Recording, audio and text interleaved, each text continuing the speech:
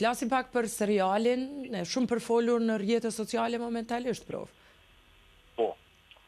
Po seriali, do me thonë, Adoleshenta është një serial i cili është përfolur shumë, dhe është një serial shumë e mirë, po unë një sugjeroj të gjithë prindërve që ta shikojnë serialin pa prezencën e fëmijëve.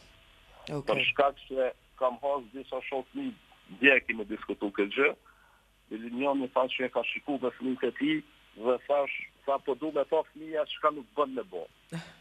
Thash, mirë pa ato fëmija mundet me pa dhe çka mundet me bo. Kjo është problemi. Nuk do me thonë që ti e qërë mesazhin e sakt, e fëmija nuk e merr anën e kundër saj. Por për prindrit e kështë referu gjithsesi me pa serialin, apo? Gjithë prindrit me pa serialin, do me thonë, nuk e dje ato të ko me shiku. Ende se fillova, ende. Ende se fillova. Besoj sot e nisi me pa.